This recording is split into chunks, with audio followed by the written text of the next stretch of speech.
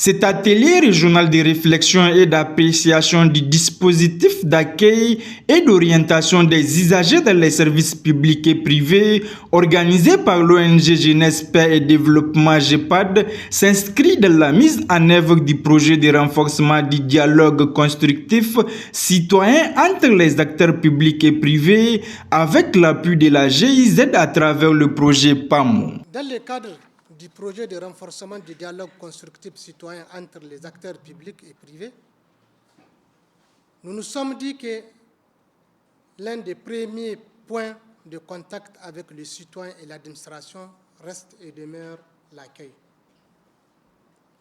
Or, un mauvais accueil peut détruire la confiance et un bon accueil, au contraire, peut prévenir un conflit, rassurer et orienter les usagers.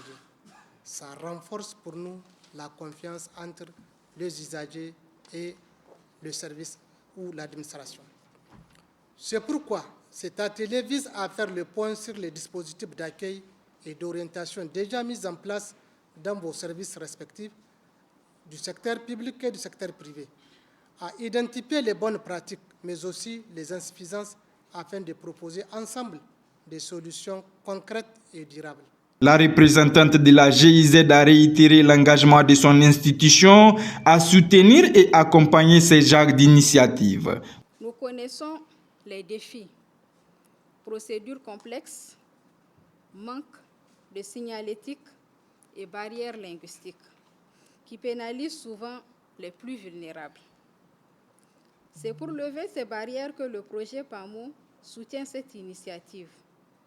La transparence se mesure concrètement au guichet d'accueil et à la rapidité de traitement d'une plainte. Dans son allocution, le représentant du gouverneur de la région d'Ottawa a souligné la pertinence de cette initiative qui place le citoyen au cœur de la réflexion sur l'amélioration des services. La première image que le citoyen garde de son administration, la qualité de ce premier contact détermine largement la compréhension des procédures, l'accès effectif aux prestations, la satisfaction des usagers et la confiance accordée aux services publics et privés. C'est donc dans cette dynamique qui a guidé l'ONG GEPAD à initier un tel projet, qui a le mérite de placer les citoyens au cœur des actions. Et vous êtes d'accord avec moi que ceci cadre parfaitement avec les objectifs de la refondation en cours dans notre pays, sous la conduite éclairée de son Excellence le général d'armée Abdrahmane Tiani, président de la République, chef de l'État, et M. Ali Mohamed Lamine Zen, Premier ministre.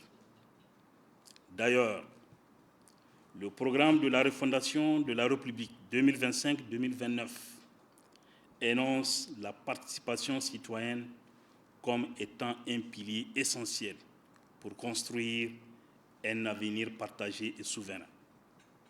En s'impliquant dans les décisions qui les concernent, les citoyens renforcent la légitimité, la transparence et la redevabilité de l'action publique. Chaque citoyen devient ainsi un acteur central de développement, contribuant directement à l'efficacité des politiques publiques et à la refondation d'une gouvernance au service du peuple. Durant 2 jours, les participants sont appelés à porter un regard critique et constructif sur les mécanismes d'accueil existants dans les services de la région. Objectif, identifier les acquis, relever les insuffisances et dégager des pistes d'amélioration adaptées aux réalités locales.